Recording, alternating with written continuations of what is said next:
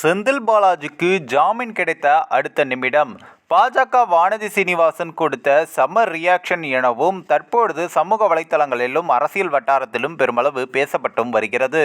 செந்தில் பாலாஜி ஜாமீனில் வந்து தமிழக அரசின் முழு ஆதரவோடு சாட்சிகளை கலைப்பதற்காக வாய்ப்புள்ளது.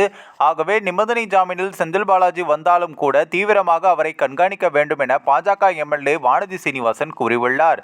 திமுக முன்னாள் அமைச்சர் செந்தில் பாலாஜி சட்டவிரோத பண பரிமாற்ற வழக்கில் அமலாக்கத்துறையால் கைது செய்யப்பட்டு கடந்த 15 மாதங்களுக்கு மேலாக புழல் சிறையில் அடைக்கப்பட்டிருந்தார். இந்த நிலையில்தான் செந்தில் பாலாஜியின் ஜாமீன் வழக்கில் இன்று காலை 10:30 மணிக்கு தீர்ப்பளித்த உச்சநீதிமன்றம் நிபந்தனைகளுடன் கூடிய ஜாமீன் உத்தரவை பிறப்பித்தது.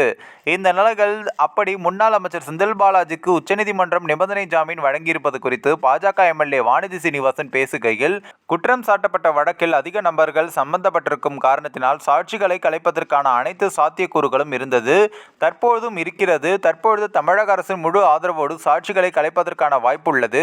ஆகவே நிபந்தனை ஜாமீனில் செந்தில் பாலாஜி வந்தால் கூட தீவிரமாக அவரை கண்காணிக்க வேண்டும். தமிழ்நாட்டில் ஊழல் மற்றும் லஞ்ச வழக்குகளில் குற்றம் சாட்டப்பட்டுள்ள நபர்கள் அனைவரும் வழக்கு விசாரணையை விரைந்து நடத்துவதற்கு ஒத்துழைப்பு கொடுக்க வேண்டும். ஏனென்றால் சாட்சிகளை அவர்கள் மிரட்டுவது என்பது நடந்து கொண்டுதான் இருக்கிறது. இப்போது இருக்கக்கூடிய திமுக அரசு குற்றம் சாட்டப்பட்டவர்களை எப்போதும் நியாயமான விசாரணைக்கு அனுமதிப்பது இல்லை.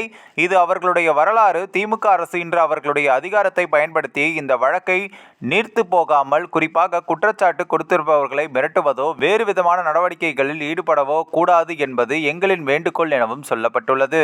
செந்தில் பாலாஜி மீது என்னென்ன ஊழல் வழக்குகள் உள்ளன என்பதை வேறு யாரோ சொல்லவில்லை. தற்போதைய முதலமைச்சர் ஸ்டாலினே வாக்குமூலம் அளித்துள்ளார். முதலமைச்சருக்கு இவ்வளவு குறைந்த காலத்தில் மறதி வரும் என நான் எதிர்பார்க்கவில்லை. இதனை முதலமைச்சர் மறந்திருக்கலாம், ஆனால் மக்கள் மறக்க மாட்டார்கள்.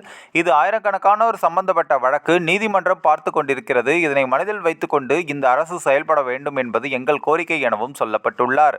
அது மட்டுமல்லாது, செந்தில் பாலாஜி மாநில அரசின் ஆதரவை பெற்ற அதிகாரமிக்க அமைச்சராக இருந்தவர். இவர் உள்ளேயே இருந்தால் கூட வெளியில் அரசியல் நடத்தியவர் என ஊடகங்கள் சொன்னதை நாங்கள் பார்த்திருக்கிறோம்.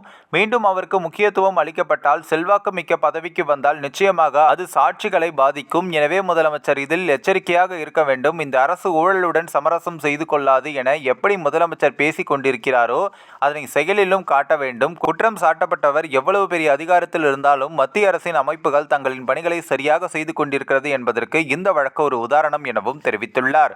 இந்த ஒரு வீடியோ குறித்து உங்களுடைய கருத்துக்களை நீங்க மறக்காம கமெண்ட்ஸ்ல சொல்லுங்க. நம்ம ஏஷியாநெட் நியூஸ் தமிழையும் தொடர்ந்து ஃபாலோ பண்ணுங்க.